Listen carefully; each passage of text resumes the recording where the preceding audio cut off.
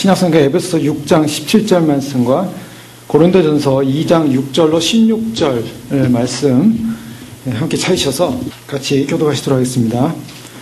성령의 검, 하나님의 말씀으로의 진리 전쟁이라는 제목으로 에베소서 6장에 나오는 말씀에 특별히 하나님의 전신갑주를 입는 사도 바울의 그런 무장 가운데서, 무장을 설명하는 가운데서 오늘은 특별히 지난 시간에 살펴봤던 구원의 투구에 의해서 성령의 검, 곧 하나님의 말씀에 관해서 살펴보기를 원합니다. 그동안에 살펴보는 말씀들은 다 방어적인 요소가 많았습니다.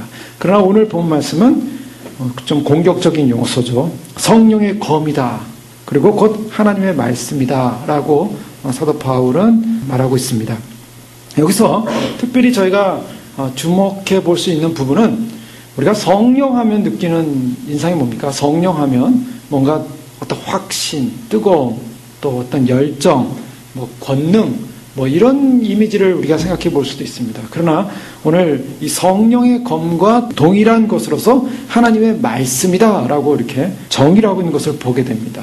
하나님의 말씀이 검이다. 그런데 그 하나님의 말씀이 검인데 어떠한 검이냐?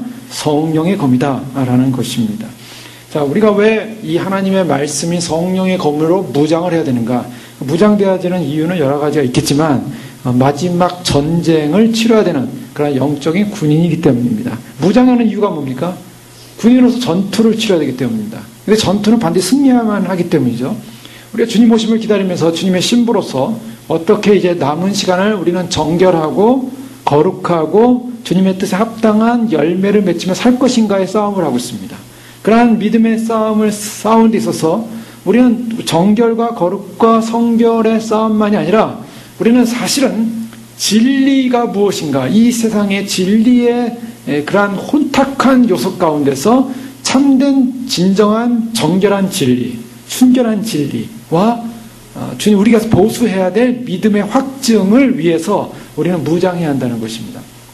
성경에 보면요, 양면적인 요소가 다 나와 있는 것을 우리는 보게 됩니다. 그 양면적인 요소는 우리는 거룩한 신부로서 주님 앞에 아름다운 모습이지만 그러나 한편으로는 강해야 된다라고 말하고 있습니다. 아가서의 말씀을 보면 아가서 6장 1절 이하의 말씀에 보면 특별히 6장에서 신부들을 여자들 가운데 어여쁜 자야, 내 사랑하는 자가 어디로 갔는가, 내 사랑하는 자가 어디로 돌아갔는가, 내 사랑하는 자라는 고백을 하면서 가장 어여쁜 신부에 관한 예수님의 그러한 칭찬이 나오고 있습니다. 그런데 그 신부를 4절에 보면 내 사랑아 너는 디르사같이 어여쁘고 예루살렘같이 곱고 깃발을 세운 군대같이 당당하구나. 어여쁘고 어여쁘다 그랬는데 어여쁠 뿐만 아니라 이 신부는 뭐냐면 당당하다는 것입니다. 어느 정도 당당하냐면 깃발을 세운 군대 같다라고 말하고 있습니다. 자, 이것은 주님 오심을 준비하는 그 신부들이 가져야 할 두 가지 이 모습, 양면적 모습이라고 볼 수 있습니다. 주님 앞에 가장 어여쁘고 아름답고 사랑스럽지만 그러나 그렇게 어여쁘고 사랑스러운 그 모습에서 끝나는 것이 아니라 깃발을 세운 군대 같이 당당하구나. 그래서 10절에 보면은 아침 빛같이 뚜렷하고 달같이 아름답고 해같이 맑고 깃발을 세운 군대같이 당당한 여자가 누구인가? 이제 이렇게 질문합니다. 솔로몬이 사실은 술람미 여인을 향해서 이렇게 칭찬하는 거예요. 근데 그 아름다운 모습이 아침빛같이 뚜렷하다. 또 달같이 아름답다. 해같이 맑다. 거룩하고 정결하고 맑고 뚜렷하고 순결하고 깨끗하고 그런 이미지만이 아니라 깃발을 세운 군대같이 당당하다. 이것은 뭐냐면 영적 전쟁을 치르는 사람같이 당당하다라는 모습을 보여주고 있습니다. 예수님께서 이 마태복음에 보면은 그 마태복음 10장 16절에 보면 내가 너희를 보냄이 양을 이리 가운데로 보낸 것 같다라고 말씀하시지 않습니까? 제자들을 향해서 양들이라고 표현해요, 제자를. 근데 이리 가운데로 보내는 것 같다는 안타까움을 갖고 있습니다. 그러면서 예수님이 당부한 말씀이 있어요, 제자들에게. 그러므로 너희는 뱀같이 지혜롭고 비둘기같이 순결하라. 너무나 잘 알고 있는 말씀이죠. 뱀같이 지혜롭고 비둘기같이 순결하라. 자, 이 말씀에는 양면성입니다. 우리 성도가 어떻게 되는가? 양이 어떻게 되는가? 지혜롭고 순결해야 된다라는 것입니다. 순결, 거룩과 정결입니다. 그래서 신부가 같이 해야 될 하나의 모습이겠죠. 그런데 순결만 해가지고는 안 된다는 것입니다. 뭐냐면 지혜가 필요하다는 것이죠. 근데 이 지혜가 어떤 지혜냐면 뱀같이 지혜롭다. 이 뱀을 표현했는데 이 뱀을 표현한 이유는 뱀은 우리가 간교한 동물로 알려져 있지 않습니까? 간사한 동물로 알려져 있지만 그러나 뱀은 신중하고 어떤 면에서는 자기 자신을 잘 지키는 아주 생명의 그러한 자기를 위협하는 여러 가지 적들로부터 자기를 잘 보호하고 벗어날 수 있는 그런 지혜가 있는 동물로 상징적으로 보고 있습니다. 그래서 주님께서 뱀의 그런 간교한 모습이 아니라 자기를 보호하는 그 능력, 그러한 지혜, 자기를 보호하는 그러한 지혜로서의 뱀같이 지혜로워야 된다. 그리고 비둘기같이 순결해야 된다라는 이런 양면성을 말하고 있습니다. 저희가 영적 전투를 취하는 입장은 우리가 전쟁을 좋아해서도 아니고 싸움을 위한 무장돼서 싸움을 위한 존재로서만이 아니라 현실이기 때문입니다. 우리는 우리에게 주어지는 현실은 우리가 순결하고 거룩하고 양처럼 그저 그냥 아름다운 모습만 가지고 있을 정도로 우리가 이렇게 보호받고 있는 상황이 아니라 우리를 어떻게든 넘어뜨리게 한 적이 우리를 공격한다는 것입니다. 그 적이 뭡니까? 적의 실체가 있어요. 그 적의 실체가 에베소에 분명히 말하고 있지 않습니까? 우리의 씨름은 12절에 혈과 육을 상대하는 것이 아니요 통치자들과 권세자들과 이 어둠의 세상 주관자들과 하늘에 있는 악의 영들을 상대함이라. 자, 우리에게 있어서 싸움의 실체가 있다는 것입니다. 그 싸움의 현실은 뭐냐? 우리에게 있어서 우리를 가만히 놔두지 않는 악한 영들의 세계가 있다는 것입니다. 그 악한 영들이 우리를 향해 계속 공격해오기 때문에 우리는 단지 순결과 정결만의 모습이 아니라 우리는 강한 군사로 서야 되고 강한 전투자로 서야 한다는 것입니다. 그런 의미에서 우리는 반드시 무장을 해야 한다는 것입니다. 그런 무장의 강한 마음을 갖고 저희가 믿음의 싸움에 승리를 해야 되는데, 특별히 오늘 말씀 가운데 공격용 무기를 뭐라고 말하냐면 하나님의 말씀이다라고 말하고 있습니다. 왜 말씀인가? 자, 사탄은요 거짓의 영입니다. 그래서 처음부터 속이는 자라 그랬습니다. 사탄은 속이면서 계속적으로 우리를 공격하는데 어떻게 공격하면 정면 공격을 하지 않고 측면 공격을 하는 경우가 너무 많습니다. 어떤 측면이냐면 말씀을 변조한다는 거예요. 말씀을 바꾼다는 것입니다. 그래서 서신서 전체를 읽어보면 사도들이 가장 경계했던 경계 이론은 뭐냐면 바로 거짓을 행하는 거짓 사도들, 거짓을 가져오는 잘못된 이단들, 이런 잘못된 사상들에 대해서 굉장히 강력하게 강조하고 있습니다. 그 부분에 있어서는요 사도들이 양보가 없습니다. 그 부분에 있어서는 사도들이 내가 너를 향하여 마음이 떨리고 내가 너를 향하여 마음이 두렵고 심히 떨었노라. 오늘 고린도서 2장 3절에 보면 사도 바울의 모습이 어떠냐면 하나님 앞에서 그의 모습은 마음이 떨릴 정도로 아주 그 심약한 모습을 가진 사람처럼 이렇게 고백을 합니다. 어떤 면에서는 사도 바울의 모습은 굉장히 강한 전사처럼 보이지만 그러나 실제로 교회를 향해서 내가 너희 가운데 거할 때 약하고 두려워하고 심히 떨었노라. 사도 바울의 이미지하고 같이 매치가 됩니까? 잘 안 되죠. 그러나 사도 바울은 그런 사람이었어요. 그런 사람이었음에도 불구하고 그는 영적인 문제, 진리 문제 앞에서는 결코 뒤로 물러서지 않는 전사와 같은 사람이었습니다. 전투자와 같은 사람이었습니다. 그래서 우리는 하나님의 말씀을 분명히 알아야 되고 이 말씀을 통해서 우리는 우리가 가진 신앙의 변증, 또 이단과 잘못된 배교와 미혹에 대한 공격에 대한 그런 공격을 무력화할 수 있는 힘을 키워야 한다는 것입니다. 베드로서 3장 10절 말씀에 보면 그러므로 사랑하는 자들아 너희가 이것을 미리 알았은즉 무법한 자들의 미혹에 이끌려 너희가 굳센데서 떨어질까 삼가라. 여기 보면 베드로 사도가 사랑하는 자들아 라고 사랑하는 자들을 권면합니다. 너희가 무법한 자들의 미혹에 이끌려 너희가 굳센데서 떨어질까 삼가라. 미혹한 자들의 무법한 자들의 미혹에 이끌리지 말라. 그러면서 우리가 취해야 될 모습은 야고보 사도는 야고보 4장 7절에 뭐라고 합니까? 마귀를 대적하라. 그러면 너희를 피하리라. 대적하라. 우리가 상대해야 될 싸움의 대상인 사단, 그 사단이 가지고 있는 거짓, 그리고 미혹, 여러 가지 잘못된 비진리, 우리는 그것에 대해서 그냥 포용하고 받아주고 이해해 주라는 것이 아니라 뭐라고 말합니까? 대적하라 라고 말하고 있습니다. 베드로전서 5장 6절에는 그러므로 하나님의 능하신 손아래서 겸손하라. 때가 되면 너희를 높이시리라. 너희 염려를 다 주께 맡겨버리라. 이는 그가 너희를 돌보심이라. 그러면서 베드로는 뭐라고 하냐면 근신하라 깨어라 그럽니다. 너희 대적 마귀가 우는 사자같이 너희를 삼킬 자를 찾나니 너희는 믿음을 굳게 하여 그를 대적하라. 대적하라. 믿음을 굳게 하여 대적하라.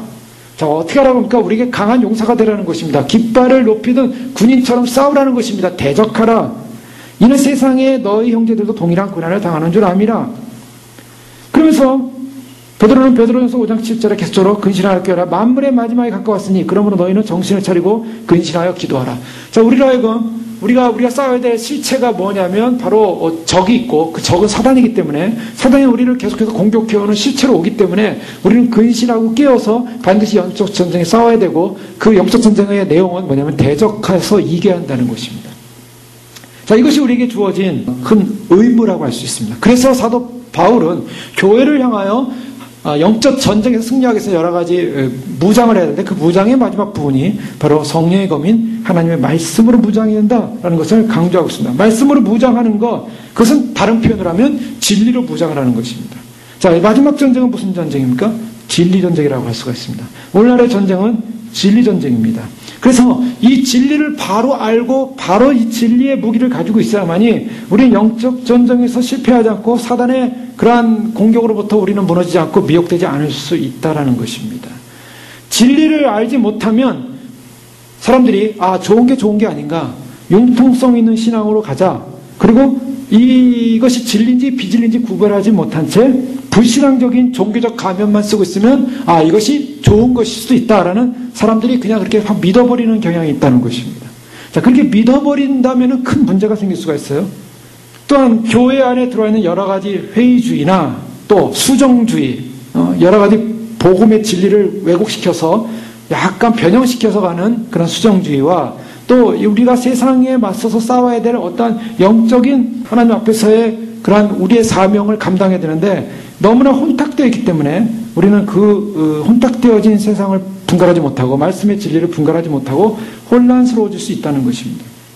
그렇기 때문에 우리는 어떻게 되면 무장해야 된다. 무장은 어디서부터 시작됩니까? 바로 진리이신 성경 말씀으로 무장해야 한다는 것입니다. 이 땅 가운데 우리가 하나님의 마음과 양심을 주심으로 말미암아 그 하나님의 마음과 양심으로 말씀을 통해서 또한 말씀을 깨달음을 통해서 또한 마지막 신적 계시인 예수 그리스도를 깨달음으로 말미암아 결국은 우리는 영적 전쟁에 승리할 수 있는 지혜를 하나님께서 주셨습니다. 그래서 그 지혜를 가지고 우리는 영적 전쟁의 부름을 받아서 싸우게 되는데요.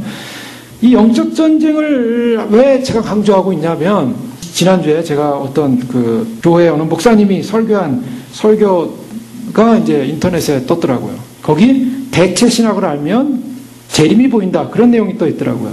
그래서 이게 도대체 무슨 내용인가? 어떤 설교를 하고 있는가? 한번 들어봤어요. 저는 다른 사람 설교 잘 안 듣는데 이제 그 설교하신 분이 어떤 의도성을 가지고 설교한 것 같아서 이제 들어보게 된 거죠. 그런데요, 대충 무슨 말을 전하려고 하는 의도는 알고 있습니다. 의도는 알고 있는데 그 내용이 과연 어떤 내용을 전하는가 처음 들어본 거예요. 처음 들어봤는데요. 셀렉트해서 딱 들어보다가 너무나 충격을 받았습니다. 너무나 충격을 받았어요. 제가 그 교회가 설교를 들어본 적도 없고 그런 설교를 한다는 얘기만 어서 이렇게 듣긴 했었지만 그냥 직접 인터넷에 나온 설교를 듣는 가운데 너무나 큰 충격을 받은 것은 해체주의다. 무슨 말인지 아시겠습니까? 해체주의다. 무슨 말이냐면 성경을 무너뜨렸어요. 성경을 무너뜨렸는데요. 어떻게 성경을 무너뜨렸냐면 기독교 2000년 역사를 부인합니다. 그걸 그냥 성도님들이 그냥 들으면 그 말이 맞을 수도 있겠구나. 그런가 보다. 하고 이렇게 그냥 논리에 그냥 넘어갈 수도 있어요. 근데 사실은 논리에 넘어갈 만한 논리도 하나도 없어요. 그냥 성경을 다 갖다 붙여놨어요. 다 갖다 붙여놓고요. 그냥 어떤 한 가지를 설명하기 위해서 모든 신학의 교리와 논리를 다 무너뜨려놨어요. 자, 그것이 뭐냐면 대체 신학이라는 게 뭐냐? 잘 안 들어보신 내용이죠. 잘 안 들어본 내용인데 보통 저희가 그러니까 정통 신학을 하고 있는 보수 신학을 하고 있는 한국 교단 내에서는 대체 신학이라는 말을 쓰지는 않습니다. 대체 신학이라는 말을 쓰지 않는데 보통 장로교의 그 뿌리라고 할 수 있는 칼빈주의의 극단적 칼빈주의자들을 대상으로 해서 그 극단적 칼빈주의의 어떤 한 면의 단점만을 고집하면서 그 한 면의 단점을 지적하고 비판해서 전체를 부인하기 위해서 들어서 사용한 용어가 대체신학이라는 말이에요. 대체신학 용어를 쓰는데 뭐가 대체라는 게 뭔가 리플레이스먼트 했다는 겁니다. 즉 뭐냐 바꿔놨다는 거예요. 대체라는 말은 그 말이에요. 뭘 바꿔놨는가? 즉 뭐냐면 우리가 성경을 보면 구원받을 대상이 누구였습니까? 이스라엘이었죠. 구약으로 보면 이스라엘 대상이었는데 그 이스라엘이 구원을 받아야 되는데 유대인이 구원을 받아야 되는데 유대인이 구원을 받았습니까? 못 받았습니까?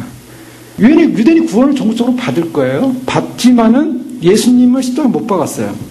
호산나 다윗의 자손 오시는 왕이요. 예수님께서 예루살렘 입성할 때, 낙에 타고 입성할 때 사람들이 전부 다 왕이라고 칭찬했습니다. 왕이라고 높였어요. 그래서 낙에 타고 오시는 예수님을 막 호산나 하면서 기뻐요. 우리를 구원하소서 했는데 조금 지나서 어떻게 되니까 예수님을 십자가에 못 박으소서. 그래서 유대인들이 그 피를, 이 피의 대가를 우리 머리와 우리 자손에게 돌리소서. 그대로 됐어요. 그대로. 자기들이 외친 대로 예수님을 십자가 못 받고 그 피값을 우리에게 돌리라 그래가지고 유대인들은 2000년 기독교 역사상 흩어지게 됐습니다.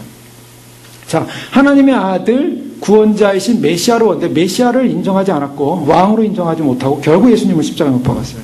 그래서 어떻게 됐냐면 복음이 어떻게 되냐면 예수님을 믿고 환영했더라면 구원받아야 될 유대인이 결국 예수님을 버림으로 말미암아 예수님을 죽이고 그 다음에 그 죽이고 그 희생당하신 예수님의 그 구원의 은혜가 어디로 흘러갔습니까? 그것이 바로 이방인에게 흘러가는 은혜가 주었어요. 근데 그것이 예수님 당시에 흘러간 게 아니라 이미 아브라함 때부터 약속된 거예요. 아브라함 때부터 이방의 많은 사람들이 다 아브라함이 자손으로 올 것이라고 하나님께서 아브라함 원양을 통해 약속해 놓은 거예요. 이건 뭐냐면 구약 전체에 흐르는 사상입니다. 즉 이방인 구원 사상은 구약 전체 처음부터 흐르는 사상이에요. 하나님께서 그렇게 구약에 그걸 심어놨어요. 그런데 예수님을 통해서 결국 예수님이 이스라엘에게 인정받지 못하고 십자가에 못 박혀 돌아가시고 말미암아 유대인 구원이 어디로 넘어가면 이방인에 넘어가는 사건이 일어났어요. 그래서 예수님께서 사도 바울을 틀어서 이방인을 위한 사도다 그래가지고 이방인에게 복음이 증거되고 전파되게 하셨죠.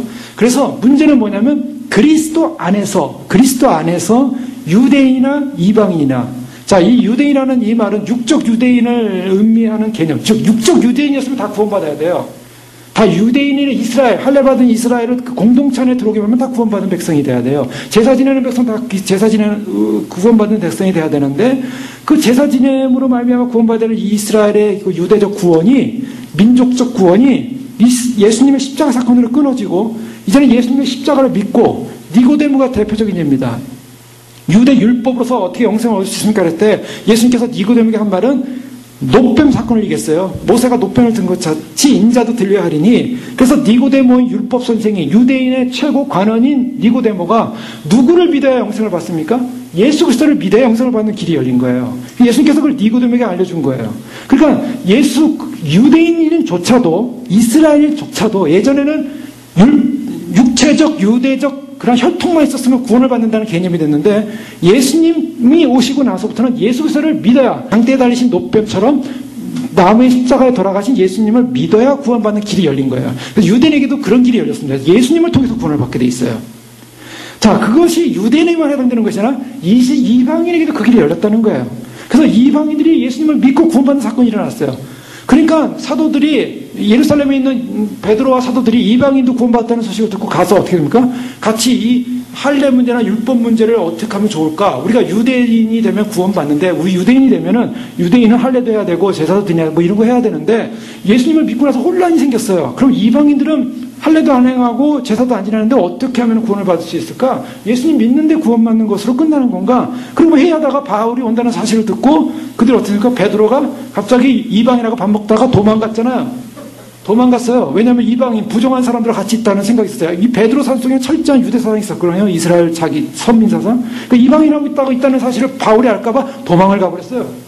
그러니까 나중에 바울이 이 사실을 알고 베드로를 엄청나게 사람들 앞에서, 사도들 앞에서 베드로를 막 혼냅니다. 네가 정신 나갔느냐? 사도냐? 예수 그리스도 안에서 이방인이나 유대인이나 하나다.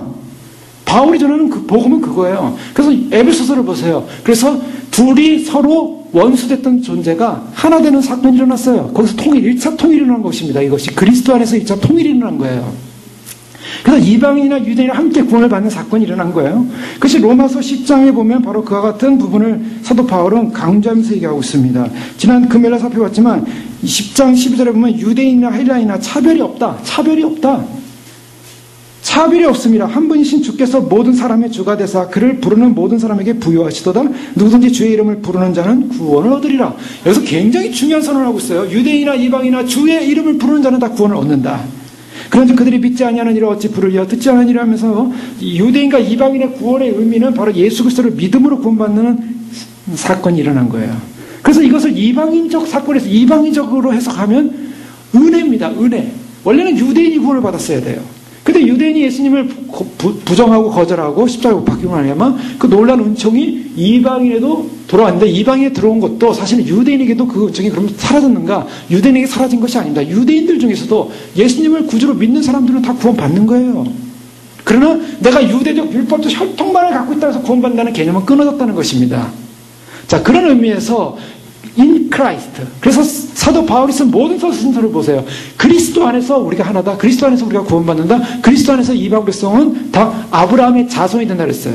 로마서 전체를 보세요. 누가 아브라함의 참 자손이냐? 바로 그리스도 안에서 아브라함은 바로 그 한 자녀, 그리스도를 바라보며 기뻐했다 그랬거든요. 그 그리스도를 바라보면서 기뻐했는데 그 그리스도를 통해서 모든 자손이 그리스도를 믿음으로 아브라함과 동일한 자손이 되어버린 거예요. 자, 이것이 바로 복음입니다. 이게 복음이에요. 근데 대체신학이라는 것을 비판할 때 어떤 얘기를 하냐면 이 사상을 비판한다는 거예요. 무슨 말인지 알겠습니까? 이거를 부인한다는 거예요. 이게 이제 핵심이에요. 이걸 부인하고 뭐냐면 이방인이 소위 말해서 어떻게 유대인처럼 될 수 있냐, 어떻게 이스라엘처럼 될 수 있냐라는 거예요. 질문이 그거예요. 혈통적 유대인과 혈통적 이스라엘이 돼야지 어떻게 이방인이 이스라엘이 될 수 있냐라는 거예요. 지금 이 말 무슨 말씀인지 아시겠습니까? 될 수 있습니까? 없습니까? 이스라엘 될 수 있어요? 없어요? 있어요? 없어요? 이걸 모르고 있으면 누가 이 말하면 그런가 보다 하고 누가 저걸 하면 저런가 보다 이러시면 안 돼요. 이방인이 이스라엘이 될 수 있냐라는 거예요. 제 말은 의미가 두 가지가 있습니다. 뭐냐면 이방인인 이 아시안이 저 이스라엘 유태인으로 변화될 수 있냐라는 개념이 아니라, 육체가 변화될 수 있는 개념이 아니라 성경에서 말하는 참 이스라엘이 될 수 있냐라는 거예요. 우리 이방인 될 수 있냐라는 이 질문 앞에 어떤 대답을 했다가 많이 달라지는 거죠. 자, 우리가 예수님 믿었습니다. 예수님 믿었으면 우리가 하나님 백성이 아니에요. 하나님의 백성은 이스라엘이 아니고서는 안 돼요. 무슨 말씀이냐면 아브라함이 자손이 되지 않고는 하나님의 백성으로 구원받을 수 없어요. 예수 그리스도를 믿음으로 말미암아 우리는 육체는 이방인인데 영적으로는 이스라엘이 된 거예요. 영적으로 이스라엘 된 거 믿으십니까? 안 믿으십니까? 네. 안 믿으시면 구원 못 받아요. 네. 아니 그걸로 믿냐 안 믿냐 그건 그냥 신학적 논리라고 해도 그 예수님 믿기만 하면 구원 받지만 내가 인정하든 인정하지 않아도 영적인 이스라엘이 된 거예요. 성경은 그걸 인정하는 거예요. 성경은 영적인 이스라엘이에요. 우리가 왜? 누가 참 이스라엘이라 해서 육적 이스라엘이 아니라 했어요. 육적 할례받은 사람이 유대인이 아니라 했어요. 참 하나님의 아브라함의 자손은 믿음으로 그리스도를 영접한 사람이 다 그 이스라엘 자손으로 들어오게 되는 겁니다.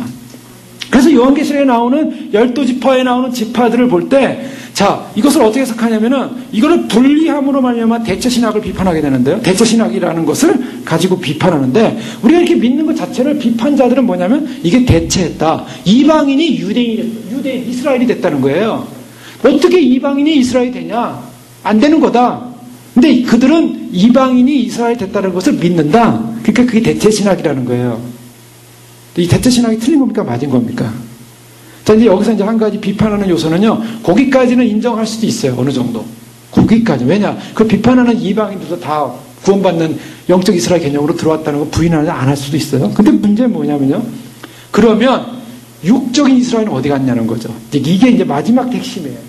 오늘날 신학도요, 탐 라이트라는 신학자가 있고 또 제임스 던이라는 신학자가 있어요. 제임스 던이라는 신학자는 뭐냐면 역사적 예수 연구에서 오늘날 신학의 핵심은 신학의 핵심은 뭐냐면 이 예수님을 연구하는데 예수님을 어디로 연구하냐면 사도 바울이 이 성경을 쓸 때는 유대인을 대상으로 해서만 썼다. 이렇게 연구하는 거예요. 잘못된 신학입니다. 그래서 그 신학을 이제 비판해요. 복음주의 입장에서 굉장히 복잡한 문제가 들어가는데요. 자, 오늘 마지막 때 뭐냐면 유대인이 부각이 되면서 소위 말해서 구원받을 사람은 유대인이 구원받는다는 거예요. 그러면 이방인들은 뭐 해야 되냐? 이방인들은 유대인이 구원받게 도움을 준다라고 가고 있어요. 그럼 자기들은 구원받아야 안 받아요? 자기들도 구원받아야 될까요? 도움만 주고 자기는 구원만 안 받으면 안 되잖아요. 그러니까 우리가 도움을 주면서 우리도 구원받는데 우리는 어떻게 하냐? 우리는 대체된 존재가 아니라 그래도 그 유대인을 돕기 때문에 구원받을 수 있는 뭔가 그 찌꺼기로 구원받을 수 있는 존재가 되는 하나의 혜택을 받은 존재다. 이렇게 해석을 하고요. 은혜 받은 존재로서 구원받는 것이 아니라 혜택받은, 그 목사님이 그렇게 해석을 해요. 그래서 로마서를 해석하면서 우리는 혜택받은 존재라고 해석을 하더라고요. 누리가 누군가? 바로 이것을 믿는 사람들. 즉 어떤 걸 믿냐면 바로 예수님을 믿음으로 구원받는 참 영적인 이스라엘로 변화됐다는 그 개념을 무시하고 오직 이스라엘만이 구원받을 수 있다라는 것을 얘기하면서 마지막 때 구원의 초점은 이스라엘에 있다. 그래서 모든 거 다 이스라엘에게 초점을 맞추기 시작하는 거예요. 이스라엘의 구원을 가장 중요한 것이지 이방인의 구원의 시대는 중요한 것이 아니다. 이런 개념으로 이제 가기 시작하는 거예요. 그러면서 결론은 뭐냐면은 그러면 지금 여러분이 믿는 이 신약 성경으로 믿으십니까? 그래요? 믿으십니까, 여러분? 또 그분이 그래요. 신약 성경 믿으십니까? 여기 있는 신약 성경이 아니라 마지막 때 새 언약으로 이스라엘 백성에게 주어진, 그래서 이스라엘, 지금의 이스라엘, 유대인들이 주님으로부터 새 언약을 받아서 그들이 주님으로부터 받은 계시가 새 뉴 테스트먼트라는 거예요. 그것이 신약 성경이지 이것이 신약 성경이 아니라는 거예요. 굉장히 무서운 말을 하고 있습니다. 뭘 말하고 있냐면, 자, 이것이 이제 소위 말해서 신사도의 영성이에요. 뭐냐면 새 언약은 뭐라고 그랬습니까? 새 언약은 바로 예레미야 31장에 바로 우리의 마음에 씹어진 율법이라고 했어요. 근데 그 마음에 씹어진 율법은 그 새 언약은 어디서 출발하면 노아 시대부터 시작해요. 노아 시대에 내가 너희를 언약을 세우리니 보존하겠다. 보존 언약부터 시작했다 그랬죠. 그 다음에 이스라엘에게 참 구원에 대한 언약을 약속해요. 그 다음에 다윗의 왕조로 있는 언약을 약속해요. 주님께서 그 언약에 약속된 것이 바로 어디로 오냐면은 예레미야 31장의 새 언약을 통해서 은혜를 통해서 우리가 구원을 받는다. 근데 그 언약의 핵심, 새 언약의 핵심은 누구냐면 이스라엘이 아니라 예수 그리스도입니다. 이걸 잘 아셔야 돼요. 성경에서 말하는 새 언약은 누가 포커스냐면 예수 그리스도예요. 예수 그리스도 통해서 그분을 통해서 그분 안에서 은혜로 구원을 받는 거예요. 그러니까 모든 구원의 은총은 그리스도 안에 있고 그리스도로 통해서 은혜로 구원을 받는 것이 핵심인데 새 언약이 어디로 갔냐면 그리스도로 안 갔고 이스라엘로 간 거예요. 소위 말해서 예레미야 31장이나 그 구약에서 말한 새 언약의 대행자로서 나타나서 그 이스라엘이 해석하는 이스라엘이 받은 계시가 진정한 신약 성경이고 새로운 성경이고 앞에 나온 소위 말해서 그리스도를 통한 은혜로 구원받는 신학에 대해서 부인하게 돼 있어요. 이것이 무서운 신학입니다. 그리고 결국은 뭐냐면 가만히 얘기를 들어보면 그 내용이 대체 신학이라는 말을 가지고 비판을 하면서 뭐에 초점을 받고 있냐면 새로운 신약, 뉴 테스트먼트는 어디 있는가? 그것은 이스라엘 사람들이 새 언약을 통해서 받은 신학이 바로 뉴 테스트먼트. 그러면 그것을 어떻게 받느냐? 예언이라는 거예요. 예언이라는 거예요. 그래서 수많은 마지막 때 예언을 통해서 우리는 그 예언을 따라가야 한다는 거예요. 성경을 따라가는 것이 아니라 말씀을 따라가는 것이 아니라 예언을 따라간다는 거예요. 자, 이것을 어떻게 해석하십니까? 예언을 따라가는 게 맞습니까? 신약 성경을 완전히 부인을 했어요. 신약 성경을 완전히 이거는 해체시키는 거예요. 이걸 해체 작업이라 그래요. 그래서 이 신약의 모든 신약을 부인하고 어디로 가요? 뭐의 권위를 줘요? 성경의 권위가 아니라 마지막 시대 부어질 예언에 초점을 두는 거예요. 예언자가 누구예요? 예언을 하겠죠. 대단한 부흥이 일어날 것이다. 뭐가 일어날 것이다. 대단한 뭐가 일어날 것이다. 예언을 막 하겠죠. 막 예언을 합니다. 그 예언이 하나님의 인도라는 거예요. 마지막 때 신약이라는 거예요. 그게. 자, 아주 그럴듯하지만 그러나 핵심으로 들어가면 본질에서 벗어났어요. 마지막 때 종말 신학화가 뭐냐? 저는 사실 이런 말씀에 대해서 이렇게 분석하고 그것을 알리고 그걸 문제 삼으려고 하는 마음은 전혀 없어요. 근데 중요한 것은 뭐냐면 잘못된 성경을 벗어난 신학이 마지막 때라는 이름으로 종말이라는 이름으로 들어와서 사람들로 하여금 진정한 성경의 핵심과 뿌리를 무너뜨린 채 거짓된 교리를 만든다는 거예요. 왜요? 뭘 하나를 부각시키기 위해서, 이슈화시키기 위해서. 자, 민족이 일어나고 그 다음에 백성이 일어나고 이스라엘이 마지막 때 일어나는 것에 너무 초점을 두다 보니까 그리스도가 빠져버렸어요. 그리스도를 통한 구원의 은혜, 그리스도를 통한 구원의 은총, 그리스도를 통한 구원의 사랑, 그리스도께서 완성하신 하나님 나라, 그리스도께서 이루실 그러한 하나님 나라의 도래, 이것이 빠져버렸더라는 거예요. 그럼 결국 뭡니까? 결국 어떻게 되면 그리스도를 통한 도래나 그리스도를 통한 구원의 역사가 빠져버리고 결국 인간들이 마지막 때에 나타나는 하나의 예언적 계시들을 강조함으로 말미암아 그 예언적 계시를 따라가는 신학으로 변조됐다는 거예요. 자, 이것은 굉장히 위험한 것입니다. 오늘날 마태복음 24장에 보면 예수님께서 마지막 때는 거짓 선지자가 많이 일어난다 그랬어요. 그리고 많은 사람이 미혹을 하겠다 그랬어요. 그리고 기롱하는 자들이 일어나서 정욕대로 쫓아갈 것이라고 말하고 있어요. 베드로 3장에 보면. 그래서 디모데전서 4장에는 바울이 디모데를 향하여 권면하기를 그러나 성령이 밝히 말씀하시기를 후에 어떤 사람들이 믿음에서 떠나 미혹하는 영과 귀신의 가르침을 따르리라 하셨으니 미혹하는 영과 귀신의 가르침을 따르리라. 자기 양심 화인을 받아 외식함으로 거짓말하는 자들이라. 완전히 이 신학은 받아들일 수 없는 신학이에요. 성경에 나오는 성경의 본질적 구원관을 흔들어놨고 이방 교회가 구원받는 구원의 개념의 중심을 흐트러놨고 너무나 마지막 때 이스라엘의 부각을 이스라엘을 위한 것을 강조하다 보니까 사실 뭐 이스라엘 강조는 이쪽에서 강조하는 거예요. 이스라엘은 회복될 것입니다. 이스라엘은 민족적으로 회복이 돼요. 주님께서 그건 약속하신 거예요. 로마서에 보면은 반드시 바울 사도가 내가 저주를 받아서 내 생명이 끊어질지라도 내가 지옥에 갈지라도 한마디로 난 이스라엘이 회복되길 바란다. 맞는 말씀입니다. 그래서 이스라엘 회복하실 거예요. 하나님은 이스라엘 버리지 않으셨어요. 이스라엘 버리지 않고 이스라엘의 민족적인 회복이라고 합니다. 그래서 유대 성전이 다시 일어나고 그들이 그것을 메시아를 기다리면서 성전에서 제사를 드리다가 그 제사를 드리는 방식으로 구원받는 방법이 아니라 예수 그리스도를 믿음으로 구원받는 신학으로 변화되는 거예요. 그걸 받아들이는 게 나중에. 그러니까 이스라엘은 반드시 회복시켜요, 하나님이.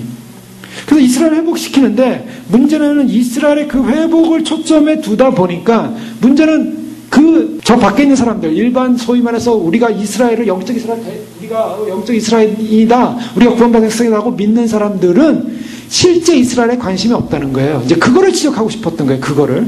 그래서 이 실제 일반 교회들이 이스라엘의 회복에 대해서 관심이 없고, 이스라엘에 관심 없고, 이스라엘에 대해서 무시하고, 이스라엘에서 무관심하다. 그걸 지적하기 위해서, 그걸 지적하다 보니까 뭐냐면, 저들은 자기들이 이스라엘이 됐다고 하니까 실제 이스라엘은 관심이 없는 것으로 됐기 때문에 잘못된 거다. 그렇기 때문에 주님이 오심도 믿지 않고 정말도 믿지 않는 것이다. 이스라엘 회복될 때 주님이 오시는데, 이게 그렇게 이제 다 이제 이렇게 그냥 한꺼번에 뭉쳐서 이렇게 설명하기 위해서 그렇게 신학 논리를 피다 보니까 이상한 신학을 만든 거예요. 우리가 영적으로 그리스도를 믿고 영적 이스라엘이 됐다 그래서 육적 이스라엘의 회복을 부인하는 게 아닙니다. 그것을 부인하는 사람 아무도 없어요. walter 카이저 같은 교수님 같은 경우도 구약신학을 얘기하면서 모든 구약신학자들이 다 얘기해요. 모든 구약신학자들은 이스라엘은 반드시 회복이 된다. 그 장자로서 세웠던 이스라엘은 하나님이 다 버리신 게 아니었어요. 그래서 남은 자 사상이 나오잖아요. 그래서 구약에 보면 이사야나 예레미야나 그 선지서들의 그런 내용들 보면 남은 자들을 통해 구원할 것이다. 그 남은 자들이 남아요. 그래서 지금까지 남아있는 거예요. 2000년 역사 동안에 남아있어요. 그리고 많은 유대인들 가운데 2000년 역사 동안에 예수님을 믿는 사람들에 의해서 명맥이 유지됐고 그들 가운데 구원받은 사람이 있어요. 유대인은 크리스찬으로서. 지금도 유대인 크리스찬 다 있지 않습니까? 그들도 다 예수 그리스도가 메시아라는 사실을 믿고 구원받는 거예요. 근데 민족적인 회개가 일어난다는 거예요. 환란 때. 그 민족적인 회개를 위해서 야곱의 환란의 시간이 있게 되는 거예요. 그래서 이스라엘은 회복이 됩니다. 그래서 그 이스라엘 회복을 부인하는 것도 아니고 이스라엘이 회복된다는 걸 보고 지금 마지막 때 주님 오심을 알고 인정하는 것은 바로 이스라엘이 회복된 것을 보고 우리는 아는 거예요. 이방 교회가. 그래서 전국적으로는 이스라엘의 민족적 회복과 이방인의 그동안 2000년 기독교 역사 가운데 이방인의 예수 그리스도를 통한 영적 이스라엘의 회복과 유대인이었지만은 예수님을 믿어서 유대인이 그리스도 안에 교회 안에 들어와서 함께 연합된 것과 그래서 유대인과 이방인이 그리스도 안에서 함께 하나가 돼서 한 교회를 이루고 한 통일체가 돼서 한 새 인류, 새 민족, 새로운 하나님 나라가 이루어지는 것 그것이 하나님 나라의 공동체입니다. 그래서 12지파가 요한계시록에 나오는데 그 12지파를 어떻게 해석하냐면 그러다 보니까 마지막 때 12지파는 오직 유대인이지 이방인은 끼지 않는다. 새 예루살렘 성에 들어가는 그 12명의 지파, 12분의 지파 이름 가운데는 전부 저 육적 유대인들이지 우리 이방 유대인들은 안 낀다라고 해석하는 거예요. 그것이 아니라 모든 사람들이 새 이스라엘의 사람들로 전환된다는 거예요. 그래서 우리가 지금 모르지만 천국 가면은 우리가 이스라엘의 이름을 갖게 돼요. 이스라엘 지파가 있는 것입니다. 자, 이것이 놀라운 은혜라는 거예요. 그래서 주님께서 원 가지를 잘라버리고 그 다음에 돌감나무에 가지를 갖다 붙여서 접붙여가지고 원 가지로부터 수액을 받아서 그리스도 안에서 한 가지가 되게 만들었어요. 그게 이방인의 주어진 축복입니다. 그 축복을 우리는 누려왔고 기뻐하고 더 나아가서 우리가 해야 될 일이 있다면 그 그리스도를 버린 그 원가지였던 그 유대인의 회복을 해서 우리는 기도해야 되고 그들을 돕고 그들을 위한 우리가 중보가 있어야겠죠. 그러나 그렇다고 해서 우리가 믿는 이방 교회가 영적 이스라엘이 아니냐? 아니에요. 우리 영적 이스라엘이에요. 그것을 부인하는 것은 거짓 신학이에요. 그것을 부인하는 것은 기독교 2000년 역사를 부인하는 거예요. 성경에 나오는 에베소서 말씀을 부인하는 겁니다. 그렇게 부인함으로 말미암아 어떻게 돼요? 결국에는 마지막 시대 유대인이 갖는 새 언약이 신약성경이다. 신약성경이라는 의미가 뭐냐? 그들이 받는 계시요, 그들이 받는 예언이요, 그들이 받는 하나님의 마지막 때 인도다. 이것이 도로 가이던스가 돼서 그들이 그 말씀이, 그 예언이 가이드가 돼가지고 간다는 거예요. 그래서 뭘 강조합니까? 예언을 강조하게 돼 있어요. 그래서 예언을 강조하는 거예요. 그래서 예언을 강조하고 계시를 강조하고 그래요. 예언과 계시를 무시하는 게 아닙니다. 주님은 개인적으로도 예언을 줄 수도 있고 개인적으로 어떤 영적인 그 미래를 알려줄 수도 있어요. 그러나 그 예언과 계시는 이미 완성된 성경의 계시 안에서 주님은 그 역사를 작정하신 대로 인도하시지 새로운 기독교를 만들지 않는다는 거예요. 새로운 기독교를 만들지 않습니다. 문제는 새로운 기독교를 만든다는 거예요. 문제는 새로운 교회를 만든다는 거예요. 그것이 새로운 기독교, 새로운 교회를 만드는 것이 마지막 때 미혹이라는 겁니다. 자, 성경은요, 하나님의 감동으로 된 것으로 우리가 분명히 이 성경 말씀을 알고 마지막 때 영적으로 말씀에 무장되어 있지 않으면 결국 그런 문제에서 우리가 혼란이 올 수 있어요. 근데 그래서 말씀을 전체적으로 통전적으로 알아야 돼요. 그리고 하나님의 구원계획이 무언가를 알아야 되고 하나님께서 마지막에 어떻게 역사를 이루신가를 우리 전체를 봐야 됩니다. 그러나 그 전체 신학을 빼버린 채, 기독교 신학을 전체 빼버린 채 새로운 신학을 만드는 거예요. 새로운 신학. 근데 새로운 신학도 아니고 그것은 해체주의, 기독교를 무너뜨리는 주의, 사단의 전략이에요. 이거는 사단의 전략이에요. 그래서 소위 말해서 우리가 믿는 기본 신앙, 믿음의 신앙을 다 흔든 채 오직 이것이다, 오직 이거다, 이것만이다, 여기만이다 라고 할 때 문제가 있는 것이죠. 로마서 16장 10절에 보면 형제들아 내가 너희를 권하노니 너희 교훈을 거스려 분쟁을 일으키고 거치게 하는 자들을 살피고 저희에게서 떠나라. 자, 어떤 말을 하고 있습니까? 교훈을 거스려 분쟁을 일으키고 성경의 기독교의 기본 진리를 거스려서 분쟁을 일으키는 사건, 그리고 그것을 거치는 사건, 그런 저에게서 떠나라. 성경 그렇게 아주 과감하게 얘기해요. 고린도서 6장 14절에 보면 너희는 믿지 않는 자와 멍에를 같이 하지 말라. 의와 불법이 어찌 함께하며 빛과 어둠이 어찌 사귀며 그리스도와 벨리알이 어찌 조화되며 믿는 자와 믿지 않는 자가 어찌 상관하며. 상관하지 말라는 거예요. 성경은 뭐라고 말합니까? 데살로니가서 3장 1절에 형제들아 우리 주 예수 그리스도의 이름으로 너희를 면하노니 규모 없이 행하고 우리에게 받은 유전대로 행하지 아니하는 모든 형제에게서 떠나라. 우리에게서 받은 유전대로 행하지 않고 사도들이 전한 말씀대로 행하지 않고 그 말씀을 벗어난 대로 행하는 모든 사람들로부터 떠나라. 디모데 3장 5절에도 경건의 모양은 있으나 경건의 능력은 부인하는 자 이 같은 자들에게서 내가 돌아서라. 요한이서 10절 11절에 보면 누구든지 이 교훈을 가지지 않고 너에게 나아가거든 그를 집에 들이지도 말고 인사도 하지 말라. 그에게 인사하는 자는 그 악한 일에 참여하는 자임이라. 성경은 어떻게 사도들이 그걸 강력하게 말하냐면 하나님의 말씀의 유전대로 사도들이 전한 복음대로 믿음의 진리대로 가지 않는 거짓된 그리고 추가된 새로 만드는 그런 교리, 그런 만드는 신앙, 그래서 하나님의 말씀의 진리 앞에 서지 못한 길에서 어떻게 하라고요? 돌아서랍니다. 그러니까 이것이 우리가 좋은 게 좋은 거니까 좀 뭐 다 이해해주고 가면 되지 않겠는가? 어떤 면에서 그런 수도 있어요. 우리 인간적으로는. 그러나 이해라는 차원, 뭐 사람을 우리가 뭐 사람에 대해서 이렇게 뭐 미워하는 것 자체가 잘못이죠. 잘못인데 미워한다는 게 아니라 진리하에서 우리가 결단하라는 것입니다. 사람을 대상으로 하는 것이 아니라 우리가 분명히 세워야 될 믿음의 진리하에서 결단하라. 작은 불일치나 진리의 위협 같은 거 좀 있어도 그냥 우리가 그냥 이렇게 넘어가면 좋은 거 아니냐라고 생각할 수도 있어요. 그러나 그렇지 않습니다. 작은 불일치나 진리의 위협이라는 것은 결국 작은 여우가 포도원을 무너뜨리듯이 그런 작은 불일치는 우리에게 큰 구원의 문제에서 핵심적으로 우리를 무너뜨릴 수 있는 요소가 될 수 있기 때문입니다. 그 때문에 우리는 분명히 알아야 돼요. 예를 들어 보겠습니다. 예수님께서도 동일한 일을 당했어요. 누가복음 4장에 보면 예수님께서 광야에서 40일 동안 금식하시고 이제 시험을 받는데요. 마귀가 오지 않습니까? 마귀가 와가지고 뭐라고 얘기하냐면 말씀을 가지고 오는데 예수님 보고 그러니까 배고프니까 돌로 떡덩이가 되게 하라 그랬어요. 그러니까 예수님께서 뭐라고 말씀하십니까? 사람이 떡으로만 사는 것이 아니다. 근데 그것을 신명기 8장 3절의 말씀을 인용해요. 그런데요, 돌로 떡으로 만들 수 있습니까? 없습니까? 네가 하나님의 아들이거든. 그래요. 사단이 요청하는 조건이 뭐냐면 내가 하나님의 사장 3절에 보면 마귀가 이르되 내가 만약 하나님의 아들이거든 이 돌들에게 명하여 떡이 되게 하라. 예수께서 대답하시되 기록된 바 사람이 떡으로만 살 것이 아니라 이렇게 말씀하셨죠.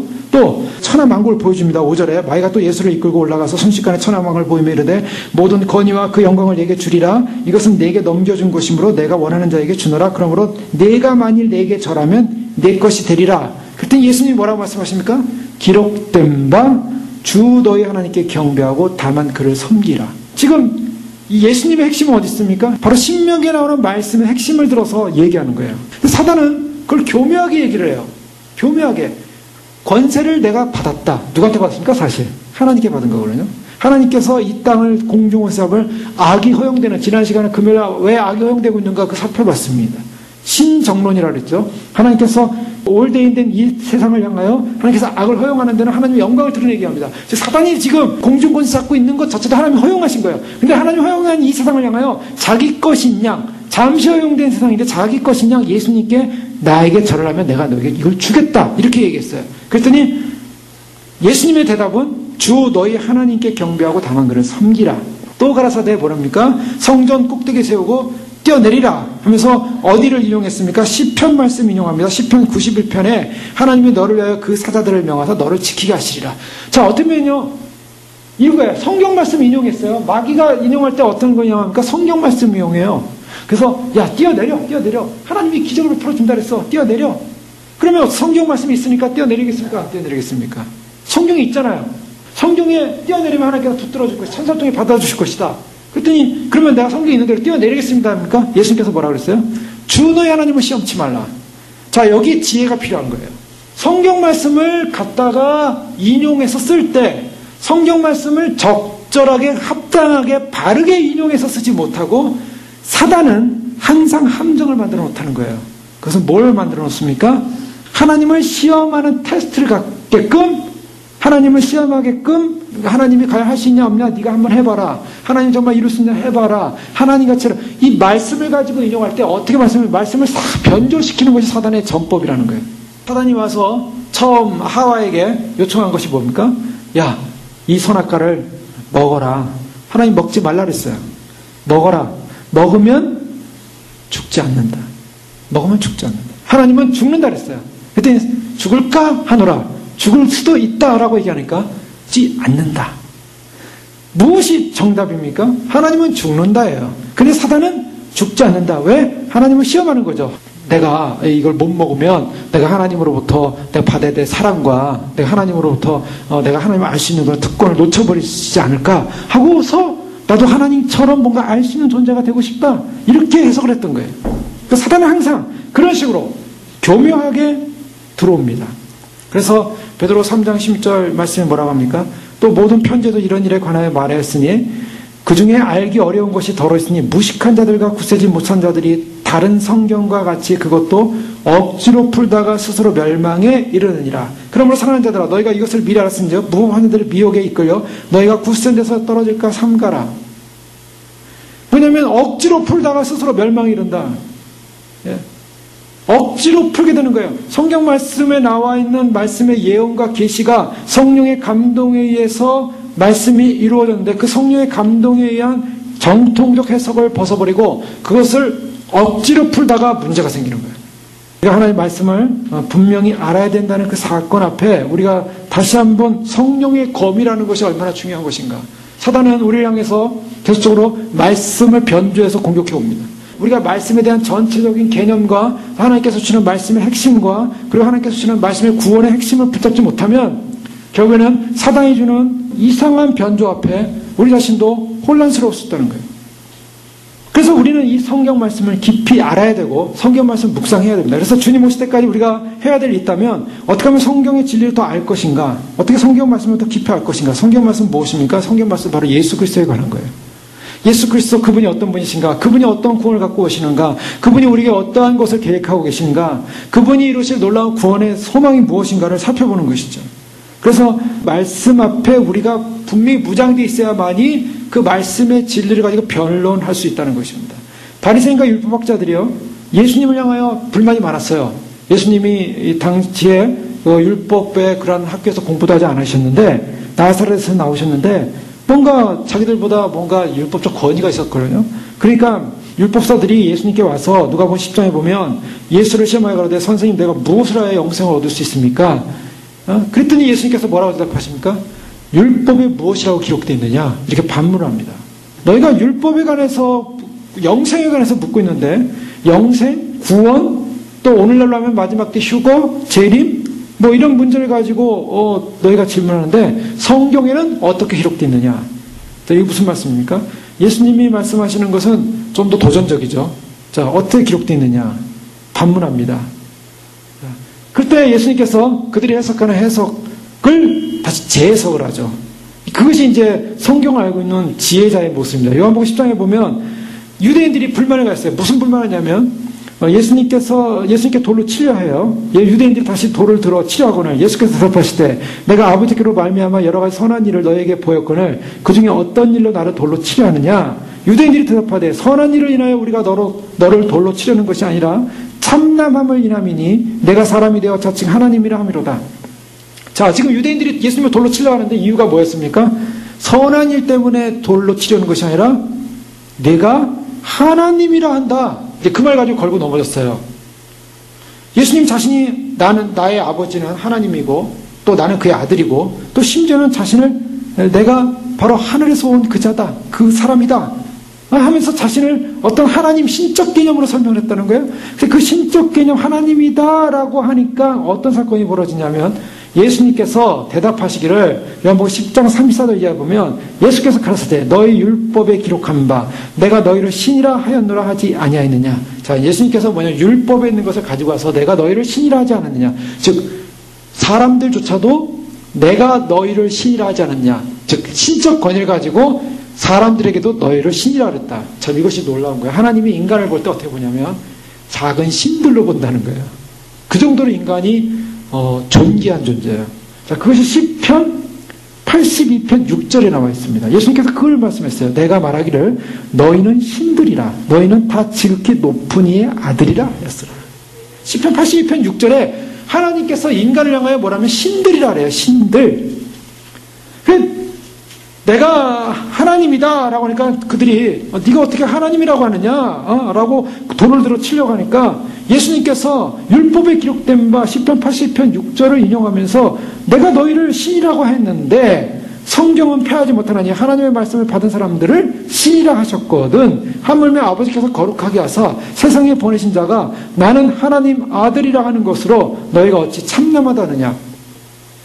사실은 예수님께서 그들에게 내가 하늘로부터 온 사람이고 내가 하나님이다라고 하기 때문에 참남하다 할 수 있는 그런 근거가 없다라는 것을 시편 80편 6절을 가지고 인용해서 설명하지 않으셔도 됐어요.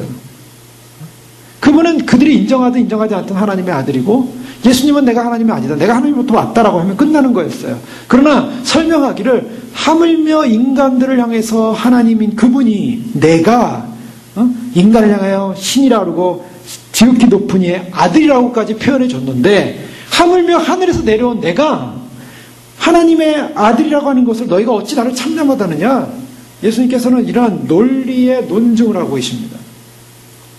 예수님의 삶을 가만히 보시면 예수님께서 엉뚱하게 사단이 와서 유혹할 때 그냥 자기 생각에 대답을 하지 않으셨다는 거예요.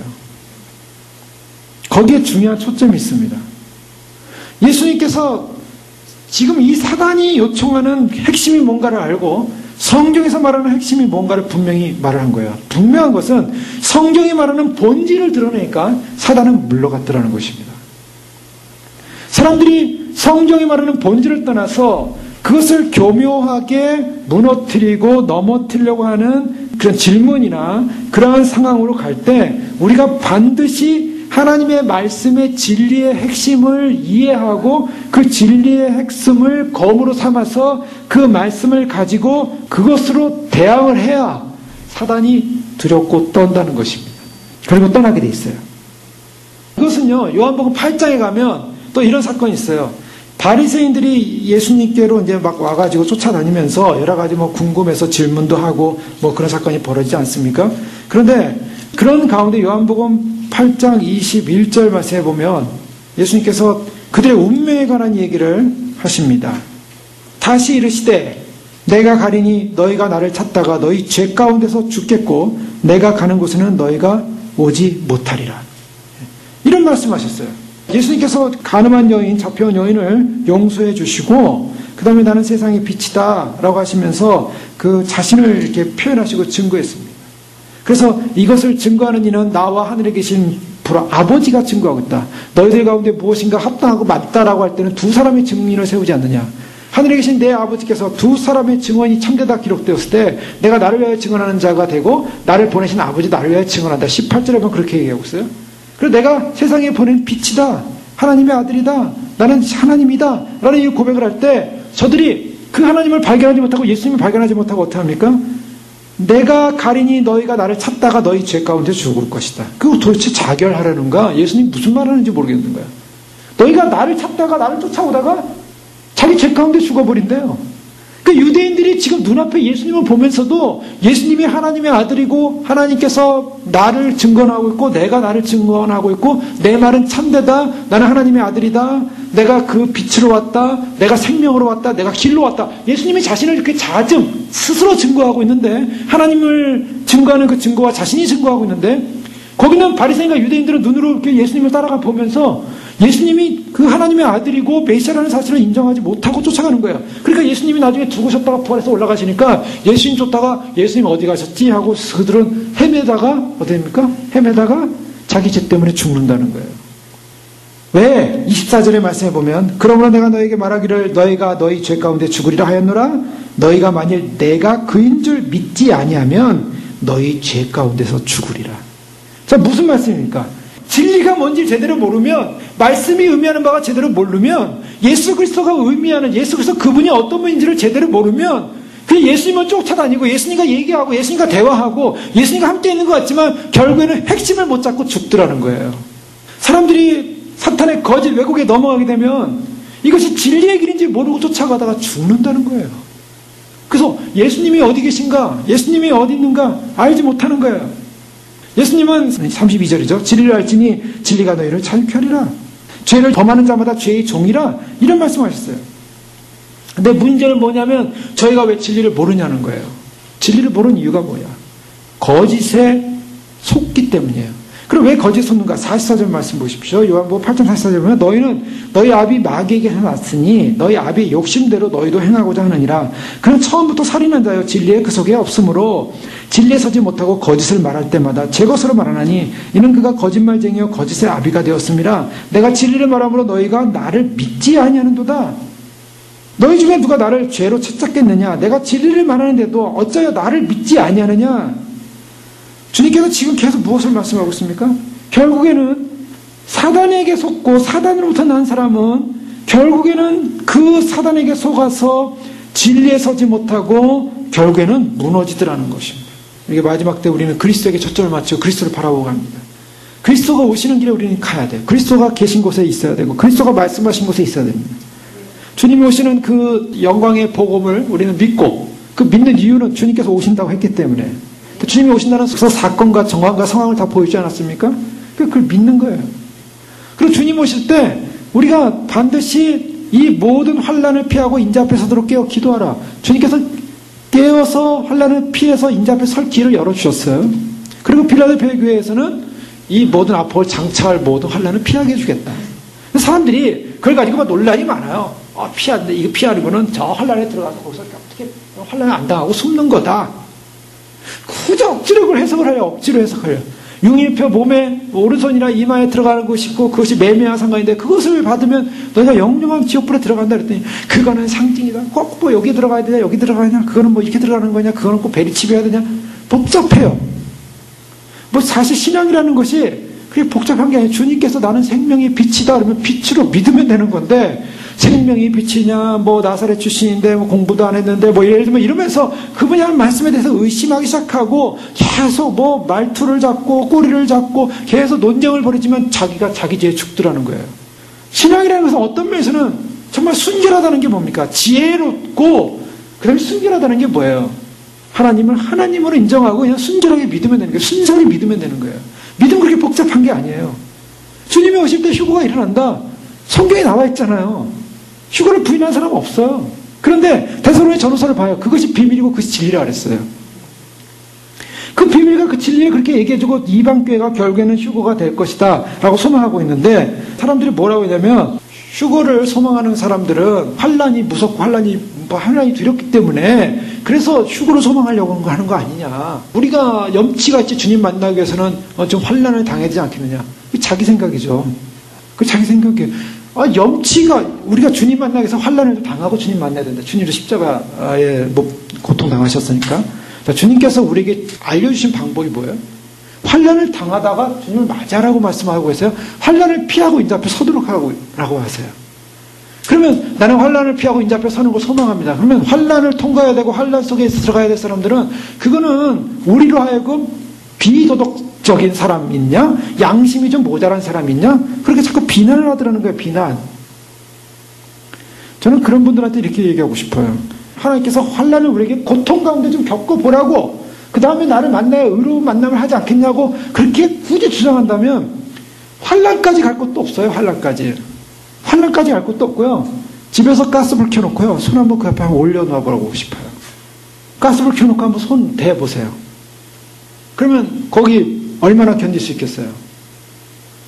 고통을 좀 당해야죠. 주님 만나려면. 그럼 한번 손 대봐요. 거기다. 고통 가운데 주님이 당한 그 고통을 내가 느낀다고 해서 그냥 가스불에서 고통을 느껴갖고 주님을 만날 수 있는 거예요? 논리가 이상하잖아요. 손 대고서 손 대라는 사람이 손 댔다가 얼만큼 거기 가스불에다 손 대고서 견뎌보겠어요? 아마 근처 가다가 손 뗄 거예요. 얼마나 견디겠어요? 1분을 견디겠어요? 2분을 견디겠어요? 그 불에서. 지금 누가 잘 버티냐 싸움을 하자는 거 아니에요. 나는 거기 못 버티니까 나는 휴거 되겠습니다. 나는 좀 버티니까 나는 거기서 버티다가 휴거 되겠습니다. 지금 그런 싸움 하자는 게 아니에요. 주님이 뭘 말씀하냐는 거예요. 주님이 말씀이 뭐냐는 거예요. 주님 오시면 기다리랍니다. 소망하라. 그리고 주님 오실 때 주님을 맞이하도록 우리가 주님을 향해서 가는 것. 그리고 이 모든 환란, 이 환란이라는 것은 말이 환란이지 그 환란은 두 가지 개념의 역사적으로 보면 신학적으로 보면 이스라엘을 통한 하나님께서 연단의 마지막 이스라엘의 죄가 그렇게 커요. 사실은. 그래서 2000년의 그 고통 가운데서 흩어졌다가 이제 하나님께서 이제 이스라엘 모으지만 하나님 이스라엘 사랑하지만 불 가운데서 구원하듯이 환란 가운데 연단시켜가지고 구원하신다고요.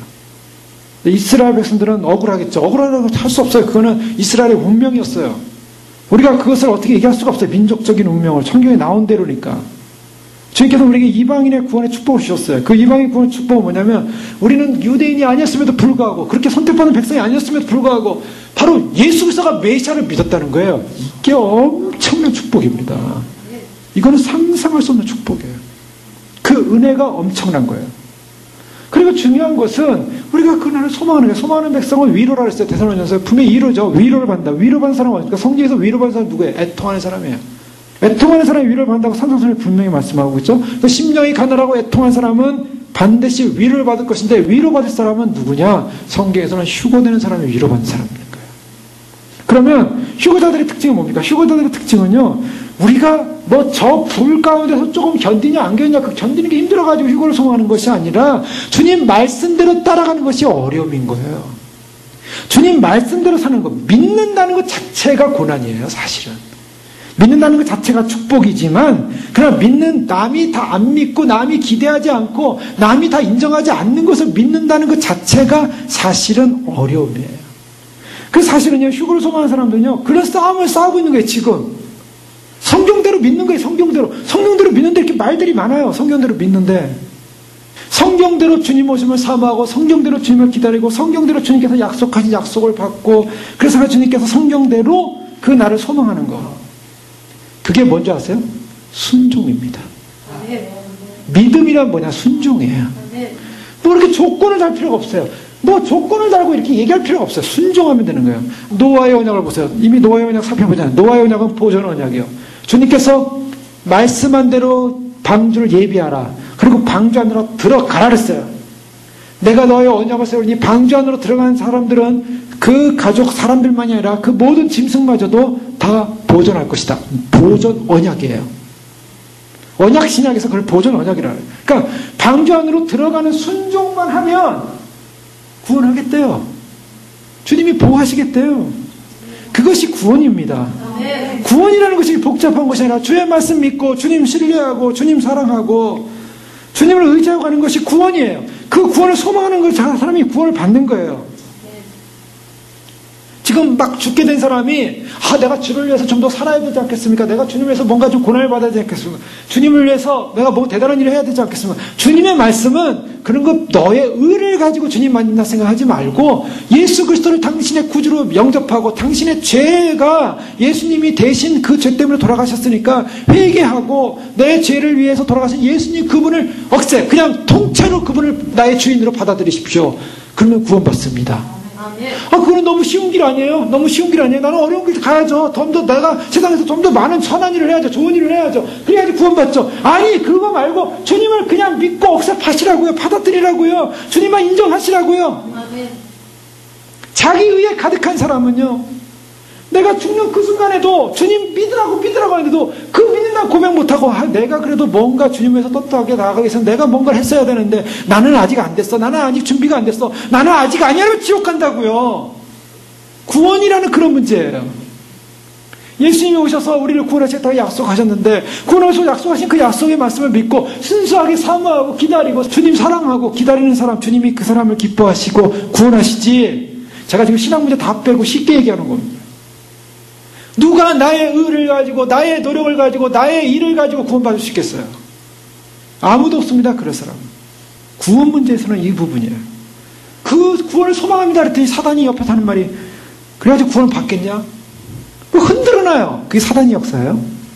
그래가지고 구원 받겠느냐? 그것만 가지고 가겠느냐? 십자가만을 믿어서 가겠느냐? 주님 오심을 믿는 것 가지고 구원 받겠느냐? 또 심지어는 너 같은 것이 구원 받겠느냐? 이렇게 물어봐요. 그럴 때 어떻게 대답하시겠습니까? 그래, 난 구원 받을 수 없어. 이게 정답이에요? 아니죠. 그때는 사단아 물러가라. 왜 물러갑니까? 주님을 사랑하고 주님을 내가 구주로 영접하고 주님 오심을 기다리는 신부의 영으로 주님을 바라보고 사모하는 사람에게 주님께서 사모하는 영을 만족시키시고 주님께서 그 구원의 믿음을 가진 사람이 믿음대로 구원할 줄로 난 믿는다. 이렇게 믿음을 선포하십시오. 주님이 우리 영적 전쟁에서 무너지라고 우리에게 영적 전쟁하라는 거 아니에요? 왜 우리가 성령의 검으로 하나님의 말씀을 무장하게 됩니까? 사단이 우리는 계속해서 공격하는 것이 구원의 소망을 빼앗아가는 거예요. 희망을 빼앗아가는 거예요. 우리가 뭔가 사람들이 이상하게 희망을 잃어버리고 소망을 잃어버리고 자꾸 인간적인 뭔가를 해야 하고 인간적인 뭔가를 쌓아야 되고 인간적인 뭔가 노력을 해야 되고 그것은 자기의 의입니다. 그러니까 우리는요, 구원, 휴거라는 것도 마찬가지예요. 휴거 소망하는 것도 나의 의로 휴거가 되는 것이 아니라 전적인 하나님의 은혜인 줄 믿으시기 바랍니다. 은혜인 줄 믿는 사람은 은혜를 감사하고 감격하고 기뻐하고 그리고 즐거움으로 그날을 소망하는 거예요. 그래야만이 내가 그 은혜로서 주님을 신뢰하고 주님을 사랑한다고 고백하고. 자, 근데 이것이 이론으로 되는 문제냐? 사실은 여태까지 좀 이론적인 문제를 가지고 여러 가지를 했지만 그러나 이것은 어떤 의미에서는 이론을 떠난 하나님의 성령의 인치심이 있어야 되는 문제인 줄 믿으시기 바랍니다. 왜 그러냐면 오늘 고린도서 2장에 보면 그게 나와 있어요. 형제들아, 내가 너에게 나아가 하나님의 증거할 때 말과 지혜의 아름다운 걸 하지 아니하였으니 2장 2절에 보면요, 내가 너희 중에 예수 그리스도와 그의 십자가에 못 박힌 것 외에는 아무것도 알지 아니기로 작정하였습니다. 자, 이 사도 바울이 무엇으로 작정했냐면 예수님의 십자가만을 내가 바라보면서 가기로 작정했다는 거예요.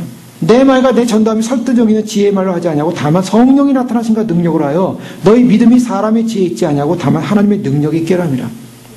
자, 믿음을 뭐로 표현하고 있냐면요, 사람의 지혜가 아닌 하나님의 능력이 있다는 것을 고백하면서 오늘 6절 말씀 보십시오. 그러나 우리가 온전한 자들 중에서는 지혜를 말하노니 이는 이 세상의 지혜가 아니요 또 이 세상에서 없어질 통치자들의 지혜도 아니고 은밀한 가운데 있는 하나님의 지혜를 말하는 것으로서 곧 감추었던 것인데 하나님이 우리 영광을 위하여 만세전에 미리 정하신 것이라. 그러면서 이 지혜는 어떻게 가능한가? 9절 보면 기록된 바 하나님이 자기를 사랑하는 자들을 위하여 예비하신 모든 것은 눈으로 보지 못하고 귀로도 듣지 못하고 사람의 마음으로도 생각지 못하였다는 것 같으니 오직 하나님의 성령으로 이것을 우리에게 보이셨으니 성령은 모든 것 하나님의 깊은 것까지도 통달하시느니라. 지금 사도 바울이 무엇을 말하고 있냐면요, 그런 십자가, 그리스도의 십자가만 알기로 결정하는 그 순간에 이것이 어떤 사람의 지혜나 사람의 말로 해석돼서 구원을 이루어지는 방법이 아니라 성령님에 의해서 보여지고 느껴지고 들려지고 깨달아짐으로 말미암아 성령님의 역사로 말미암아 확신되어지는 구원의 사건이다라는 걸 증거하고 있습니다. 그래서 이 성령이 주어지는 말미암아 하나님의 영 외에는 하나님의 마음을 알 수 없듯이 하나님으로부터 온 영을 통해서 결국에는 우리가 세상의 지혜가 아닌 세상의 방법이 아닌 성령의 가르치신 것으로 우리가 영적인 분별을 통해서 우리가 이것을 알게 되고 깨닫게 된다라고 말하고 있습니다. 그 육에 속한 사람은 하나님의 성령을 받지 않고 그래서 어리석게 보이지만 그러나 그것들을 알 수도 없지만 이것은 영적으로 분별한다. 14절에 보면 그렇게 해요. 자, 우리가 주님 오심을 믿고 준비한다는 게 이게 사실은 말로 그동안 여러 가지 성경을 가지고 논리로서 우리가 해석하고 말하고 얘기할 수 있습니다. 그럼 본질적으로 이것을 우리가 이해하고 깨닫고 인정하고 받아들이는 이유가 뭡니까? 이게 성령이 주는 내적 확신을 믿으시기 바랍니다. 성령님께서 우리에게 하나님의 비밀의 일들을 알려주시고 확신을 주시는 거예요. 그 성령의 능력으로 우리가 분별할 수 있는 것입니다. 성령의 지혜가 오지 않으면 분별이 안 되는 거예요. 그 성령의 지혜로 말미암아 15절에 보면 신령한 자는 모든 것을 판단하나 자기는 아무에게도 판단을 받지 아니하니 누가 주의 마음을 알아서 주를 가르치겠느냐. 그러나 우리가 그리스도의 마음을 가졌느니라. 우리가 하나님의 사람이 되어 성령의 충만한 인침을 받고 성령의 하나님의 영에 이끌릴 때 우리가 세상 영과 하나님의 영으로 충만해서 세상의 방식이 아닌 육에 속한 사람의 방식이 아닌 하나님의 영으로서 우리가 분별할 수 있는 지혜가 생겼다는 것입니다. 이것은 세상 지혜가 아니라는 거예요. 주님께서 마지막 때 주의 오심을 알리시고 우리에게 깨닫게 하시고 준비케 하시면은 이거는 세상 지혜로서 깨달은 것도 아니고 사람들이 그래요. 주님이 오신다는 것을 증명해봐라 이렇게 말할 수도 있어요. 증명의 문제가 아닙니다. 이것은 히브리서 11장에 믿음은 바라는 것이 실상이요. 그 믿는다는 걸 증명해봐라 그럴 수 있어요. 내일 아침에 해가 떠오르는 걸 증명해봐라. 어떻게 증명하겠습니까? 기다리면 됩니다. 기다리면 내일 아침에 해가 뜨면 증명이 된 거예요. 우리가 주님께서 알려주신 이 성령의 지혜를 사람들이 증명해봐라 할 때 이것이 인간의 이성으로 증명될 사건이 아니라는 거예요. 성령께서 말씀을 통해서 알려주시고 깨닫게 하시고 준비케 하시고 그 소망을 주시고 그래서 구원의 소망으로 우리에게 인쳐주시고 참 생명의 길이 무엇인가 알려주시고 우리가 참으로 그리스도를 믿는 그 믿음의 축복이 무엇인가 알려주시고 그 영광이 무엇인가를 알려주시고 그 영광의 축복 가운데서 우리가 그리스도를 만나는 이 사건이 얼마나 위대한 사건이고 그래서 내가 그리스도의 영광에 참여하게 해서 어떠한 존재로 변화될 것이고 바뀌어지고 그래서 내가 그런 열매를 맺을 것이고 주님 오시는 그날에 그런 신부로서 거룩하게 주님을 맞이한다는 이 영광의 소망 증명해 보십시오 라고 할 때 이건 증명될 문제가 아니에요. 이미 성경을 통해서 성령님을 통해서 우리에게 부어주신 신부의 영광의 소망이지 믿으시기 바랍니다. 그래서 그 소망을 가지고 성령의 확증과 내적 확증을 가지고 우리는 주님을 사모하고 기다리는 거예요. 주님을 만나길 기다리는 것이고 주님을 바라보는 것입니다. 그렇다고 아무 논리 없이 그냥 우리가 믿는 것이 다니까 내가 믿음으로 됩니다. 이런 논리가 아니죠. 이미 논리는 다 있습니다. 논리가 있지만 이 논리 위에 성령의 지혜로 말미암아 이것이 우리 안에 내적 증거로서 확증된다는 것입니다. 그것이 성령의 검이라는 거예요. 하나님의 말씀이지만 하나님의 말씀이 말씀으로서 승리하기 위해서는 반드시 성령이라는 성령의 능력, 성령의 지혜, 성령의 권능으로만이 이 하나님의 말씀이 말씀으로 증거된다는 것입니다. 성령이 없으면요, 성령의 능력이 없으면 그 말씀 확증이 이루어지지 않아요. 그러니까 우리가 지금 믿는 이 믿음이 세상 사람들의 육에 속한 사람들의 지혜를 가지고는 도저히 보이지도 않고 들리지도 않는 거예요. 깨달아지지도 않아요. 그러나 하나님의 성령으로 이것을 우리에게 보이셔서 성령은 모든 하나님의 깊은 것까지도 통달하시느니라. 하나님의 깊은 사정을 주님께서 아셔서 그 성령님을 통해서 하나님의 말씀의 계시를 통한 성령의 내적 확증을 주신다는 거예요. 이 확증을 가진 사람이 주님을 기다리는 그 확증, 휴거에 대한 그 소망의 확증, 누가 뭐라 해도 주님 오실 때 주님을 맞이한다는 그 휴거의 소망의 확증을 갖는 건 성령의 지혜요, 분별이요, 영적인 분별이요, 성령의 확증인 줄 믿으시기 바랍니다. 그 성령의 확증을 가지고 우리는 주의 날을 기다리는 것입니다. 그것이 바로 우리가 마지막 때 쌓아야 될 성령의 검인 것입니다. 그래서 어떠한 비논리, 어떠한 해체주의, 어떠한 수정주의, 정말 우리 마지막 때 주님께서 교회에 주신 놀라운 구원의 축복의 영광을 결코 빼앗기지 않는 그런 믿음의 논리가 성령의 지혜를 통해서 확증되어져서 담대히 증거하시고 담대히 예배하시고 담대히 그날을 위한 깃발을 든 군대처럼 그날 가장 아름다운 신부의 모습으로 주 앞에 서는 저와 여러분 되시길 주의 이름으로 축원합니다. 기도하겠습니다. 이 시간 기도할 때 그렇습니다. 우리가 정말 이 마지막 시대 영적 전쟁에 와 있지만 그러나 우리가 전쟁을 위한 싸움을 위한 그러한 그것에 대한 어떤 만족을 위한 인생이 아니라 우리가 참으로 진리를 분별하기 원합니다.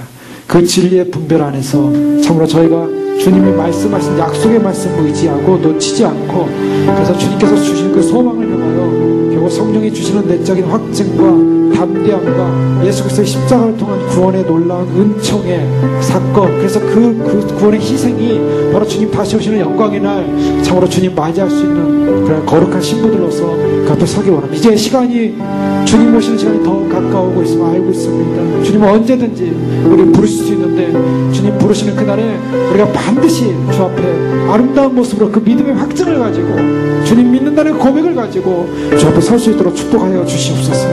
주님 믿습니다. 이 믿음을 주신 주님 찬양합니다. 이 확정을 주신 주님 찬양합니다. 이 지혜를 주신 것, 세상의 관원의 지혜도 아니고 세상의 사람들의 지혜도 아니고 육에 속한 그리스도인들의 지혜도 아니고 주님이 주신 성령의 지혜인 줄 믿습니다. 끝까지 주님 의지하고 끝까지 주님 바라보고 아버지 하나님 참으로 이 말씀 부여잡고 주님 오시는 날 반드시 당당한 깃발을 든 군인처럼 또한 당당하게 주 앞에 하는 아름다운 모습으로 주 앞에 휴거 영광 가운데 참여할 수 있도록 주님 저희를 축복하여 주시옵소서. 주여 기도하겠습니다. 주여! 주여! 주여! 아버지 하나님 믿습니다. 아버지 하나님 우리를 부르신 아버지의 영광 부른 그 놀라운 소망의 확정을 높이지 않게 하시고 빼앗기지 않게 하시고 생명의 역사, 생명의 나라와 생명의 의로 말미암아 아버지 하나님 우리에게 주신 그 새 언약의 충보의 약속이신 예수 그리스도로 말미암아 아버지 하나님 예수 그리스도 안에서 우리가 구원받는 이 구원의 놀라운 확증과 구원의 놀라운 은혜와 구원의 놀라운 소망과 구원의 놀라운 생명의 약속을 놓치지 않게 해주시고 아버지 하나님 참으로 주의 진리 가운데 서서 아버지 하나님 믿음으로 승리하는 저희들의 모습을 낼 수 있도록 축복하여 주옵소서. 아버지 우리에게 주는 이 성령의 내적 확증을 놓치지 않게 하시고 아버지 하나님 빼앗기지 않게 하시고 아버지 하나님 참으로 주의 영광과 나라와 의를 향하여 달려가시는 저희들의 믿음이 될 수 있도록 도와주시옵소서. 주님 그날이 다가오고 있습니다. 믿음으로 승리하게 하시고 말씀으로 승리하게 하시고 진리 영으로 승리하게 하시고 구원의 영으로 승리하게 하시고 오늘도 복음의 영으로 승리하여 아버지 주의 오시는 영광의 날 주님을 맞이하게 부족함이 없도록 하나님 축복하여 주시고 인도하여 주시고 역사하여 주시며 하나님의 권능의 능력으로 임하여 주시옵소서. 아버지 하나님 참으로 주님 아버지 하나님 혼탁한 시대에 와 있습니다. 아버지 하나님 참으로 주님 원수 사단마귀가 아버지 하나님 수많은 아버지 하나님 거짓된 교리와 거짓된 미혹의 교리를 가지고 아버지 하나님 성경 말씀을 무너뜨리고 해체시키며 아버지 하나님 참으로 무너뜨리며 아버지 하나님 거짓된 길로 인도하는 이때 아버지 하나님 참으로 주님 우리가 주의 나라 주의 영광 주의 생명 주의 의 아버지 하나님 주님 거룩한 믿음을 향하여 주님 소망하며 달려가는 이 믿음 가운데 축복하여 주시고 아버지 하나님 주님 앞에서 아버지 하나님 믿음으로 달려가며 주님 앞에서 믿음으로 승리하며 주 앞에서 믿음으로 승리하며 아버지 하나님 믿음으로 달려갈 수 있는 그 믿음의 역사의 소망 가운데 설 수 있도록 하나님 축복하여 주시옵소서. 하나님 역사해 주시옵소서.